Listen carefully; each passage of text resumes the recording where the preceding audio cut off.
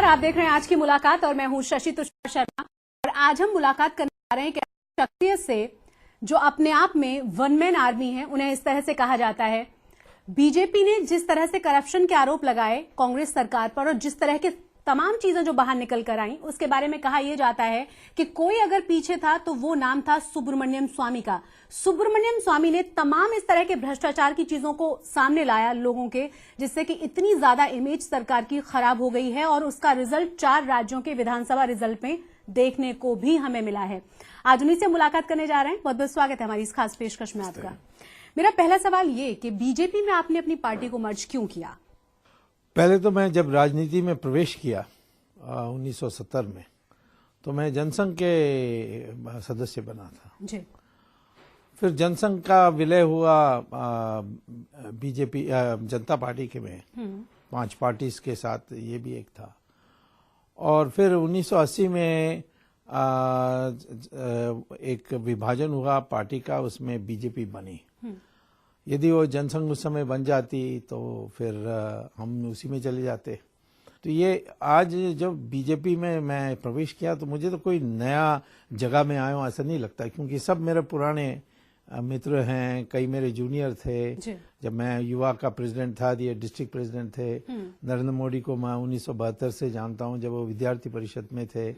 Emergency में कई लोगों के साथ मैंने काम किया। तो इसीलिए जब सिद्धांतिक बात पर स्पष्टीकरण हो गई जी, तो तब हमने लेकिन आरएसएस का आपने विरोध भी किया। आपको याद होगा 1993 की बात है, जब आपने कहा था एंटी हिंदू है आरएसएस और आप काफी खिलाफत कर रहे थे उसमें। मैंने कहा वो एंटी हिंदू नहीं, मैंने कहा वो एंटी मुस्लिम है, हिंदू के लिए कुछ नहीं करते। और उस समय मैंने राम सेतु का भी जिक्र किया था उसी समय जी। अब हो गया, हमारी समझौता हो गई और पुरानी बात छोड़ करके एक महायज्ञ के लिए, एक हिंदुत्व की रक्षा करने के लिए हम लोग इकट्ठे हुए हैं। तो ये इन चीजों को याद नहीं रखना है। लोग फिर से सवाल वो उसी से जुड़ा हुआ उठा रहे हैं। आपने कहा ना हिंदुत्व की रक्षा के लिए आप जुड़े हैं और इकट्ठा हुए हैं। लोगों के मन में सवाल ये है कि आप बहुत हिंदुत्व की बात करते हैं, सांप्रदायिक आप इसीलिए हैं क्योंकि सिर्फ हिंदुत्व के बारे में आप बात करते रहते हैं हमेशा। जब आप हिंदू के पक्ष में बात करने से आप कैसे सांप्रदायिक हो सकते हैं? मैं मुसलमान की विरोध करूं तो समझ सकता हूं।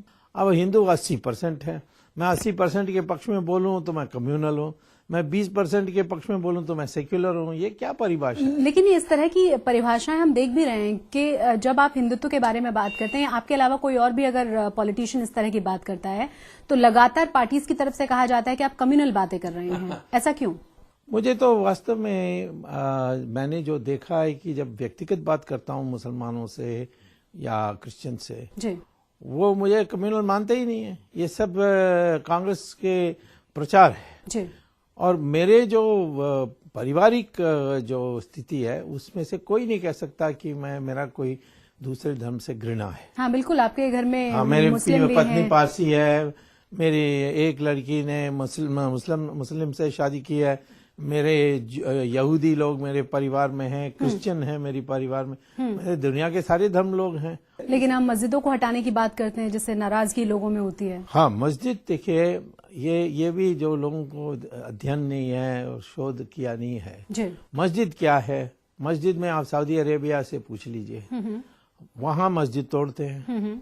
वहां तो सड़क बनाने के लिए मस्जिद तोड़ते हैं। और जिस मस्जिद में मोहम्मद ने नमाज पढ़ी उसको भी तोड़ दी। तो मैंने एक बार सऊदी अरेबिया के एम्बेसडर से लंच में उनको ले गया था, तो मैंने उनसे पूछा कि ये बात सही है? उन्होंने कहा हाँ जी। तो मैंने कहा ये कैसा? तो उन्होंने कहा कि मस्जिद तो एक बिल्डिंग है, नमाज पढ़ने के लिए एक सुविधाजनक जगह है जी। उसको तोड़ के दूसरी जगह में बनाई जा सकती है। यदि हिंदुस्तान का मुसलमान भी यही मानेगा तो फिर क्या होगा कि हम उनसे कह सकते हैं कि जो वृंदावन में आपने मस्जिद बनाई है मंदिर तोड़ के, और अयोध्या में और काशी विश्वनाथ में, इन 3 हमारे लिए बहुत प्रमुख स्थान है। इनको छोड़कर अब दूसरे जगह में बना दीजिए, हम ही बना के दे देंगे आपको, तो फिर कितना भाईचारा उसमें उत्पन्न होगा। बस मंदिरों को नहीं तोड़ा जा सकता? लेकिन मंदिर को क्यों इसीलिए नहीं तोड़ा जा सकता क्योंकि हम मंदिर बनाते समय जो सड़क में मंदिर बनाते हैं उसका मैं नहीं बात कर रहा हूँ, वो तो सिर्फ व्यापारी जैसे लोग बनाते हैं। मंदिर बनती है जब सारे हमारे संत लोग बैठ करके प्राण प्रतिष्ठा पूजा करते हैं। उसमें क्या होता है कि हम ये मानते हैं कि भगवान उस मूर्ति में प्रवेश कर गया है। हम बात कर लेते हैं कांग्रेस की, जिसके पीछे आप हमेशा पड़े रहते हैं। आखिर आपको दुश्मनी क्या है कांग्रेस से? उनके किसी भी मेंबर को आप उठा लीजिए। सर, मैं किसी के नहीं कहूंगा। राजीव गांधी के काल में हमारी बहुत घनिष्ठ मित्रता थी। हम राजीव गांधी के साथ मिलकर हमने सरकार भी बनाई थी चंद्रशेखर की। परंतु नेहरू परिवार से तो हमें नफरत है।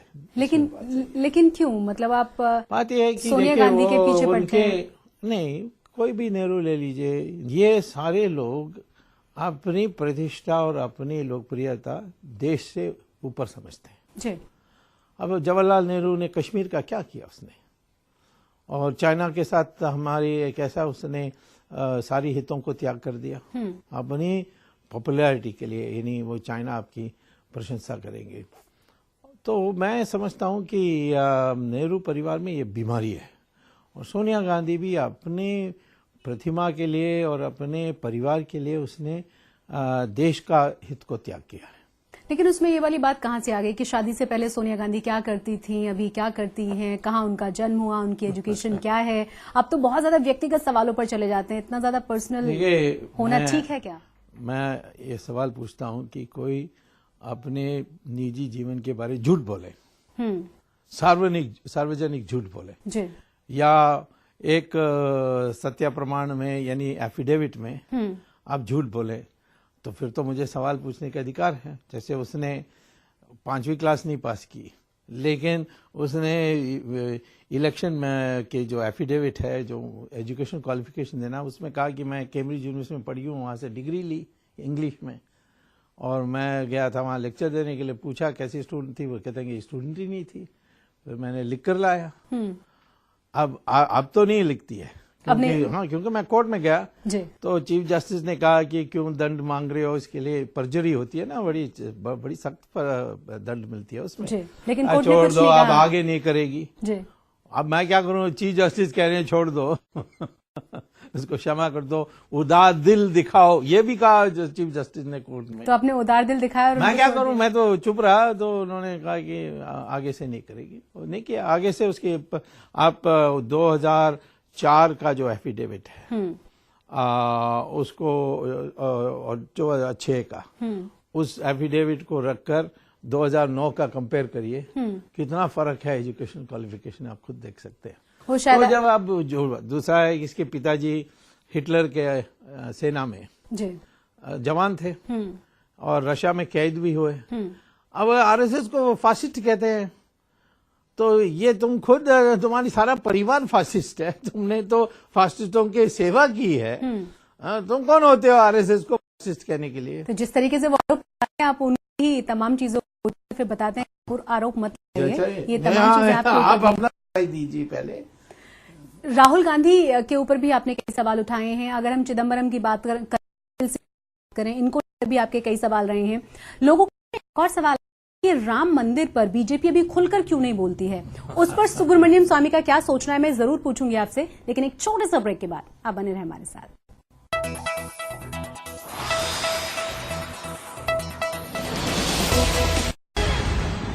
ब्रेक के बाद एक बार फिर से आप सभी का स्वागत है। हम बात कर रहे हैं सुब्रमण्यम स्वामी से। सुब्रमण्यम जी, सवाल मेरा ये है कि कट्टर समर्थक हैं आप हिंदुत्व के, आपको क्या लगता है अयोध्या में राम मंदिर बनना चाहिए या नहीं? बनना चाहिए सिर्फ नहीं, बनेगा, क्योंकि मस्जिद एक बिल्डिंग होती है जी, और राम मंदिर तो प्राचीन मंदिर है। अब तो सैटेलाइट मैपिंग से पता भी लग गया कि मंदिर मस्जिद के नीचे है, तो मस्जिद बनी मंदिर को तोड़कर जी, तो इसीलिए वहां मंदिर बनेगी, और उनको वहां के मुसलमानों को मस्जिद चाहिए। और मैं ये बता रहा हूँ, वो मस्जिद तो शिया का मस्जिद है जी, और शिया का जो मुतवाली कहते हैं, जो सुपरवाइजर को, जो पारंपरिक आता है, उसने तो हमें लिखकर दे दिया कि हमें मस्जिद वहां नहीं चाहिए। ये सुन्नी लोग गड़बड़ कर रहे हैं, ये सुन्नी वाकफ बोर्ड, ये लोग, इनका तो कोई संबंध ही नहीं है उस मस्जिद से। तो निश्चित तौर पर सिर्फ अयोध्या में नहीं, वृंदावन में और काशी विश्वनाथ, इन तीनों का मंदिर को दोबारा हम बनाएंगे, जैसे सोमनाथ बनाई वैसे बनाएंगे, ऐसा मेरी मान्यता है। एक और चीज लोगों के जो मन में अभी क्वेश्चंस उठते हैं वो इसे लेकर के, जिस तरह से वादे पहले भी बीजेपी ने कहे थे और उसके बावजूद मंदिर नहीं बनाया गया, अगर अब की बार भी बीजेपी उसी तरह की बातें कहती है तो क्या विश्वास किया जाए उस पर? नए चेहरे आने वाले हैं और नरेंद्र मोदी जो कहता है वो करता है, ऐसा एक इम्प्रेशन है। तो पहले हो गया तो इसके माने आगे नहीं होगा, ऐसा तो मान नहीं सकते। लेकिन नरेंद्र मोदी पर तो कांग्रेस वैसे भी आरोप लगाती रही है 2002 को लेकर। उन्होंने बार बार कहा है कि नरेंद्र मोदी किस तरीके से देश को संभालेंगे जब वो गुजरात को ठीक ढंग से नहीं संभाल पाए 2002 में। कांग्रेस को समझना चाहिए कि ये बात को दोबारा दोहराएंगे, ऐसे ही दोहराते रहेंगे तो उनका मुंह काला हो जाएगा। मैं कह रहा हूं क्यों, अभी जो हुआ है मैजिस्ट्रेट, कहते हैं वो मैजिस्ट्रेट का कोर्ट है, लेकिन सुप्रीम कोर्ट ने इस मैजिस्ट्रेट कोर्ट को ये दायित्व दी थी कि एमिकस क्यूरी की रिपोर्ट ये है और एसआईटी की रिपोर्ट ये है, मटेरियल सारे ये सब आप फैसला करिए। और दूसरा है कि कांग्रेस का जो 1984 में यानी यहाँ तो कांग्रेस का खुद कहते हैं कि 1200 के लोगों की हत्या हुई, यहाँ तो 3000 से कम हुई है। सिख लोग कहते हैं 10,000 हुई है। और वहां राजीव गांधी ने यहां तक कह दिया कि एक बड़ी पेड़ गिरेगी तो जमीन हिलेगी। आपके बारे में कहा जाता है कि आप वन मैन आर्मी हैं, मतलब आप अकेले ही बहुत हैं किसी को पूरी तरह से परेशान करने के लिए, पूरी तरह से बर्बाद करने के लिए। जिस तरह से कांग्रेस के खिलाफ आपने मुहिम शुरू की, कई ऐसे भ्रष्टाचार के मुद्दे बाहर निकल कर आए जिस पर बीजेपी को कुछ दूर दूर तक पता नहीं था, आपने उठाए, तब जाकर तमाम चीजें लोगों के सामने आई और हालत हमने देखी भी है कि रिजल्ट क्या हुआ है। एक तो है कि हम एक विभिन्न परिस्थिति में राजनीति में आए। पहले हम प्राध्यापक थे तो पढ़ना लिखना, अध्ययन करना, गहराई से सोचना, ये तो एक हमारा पेशा थी।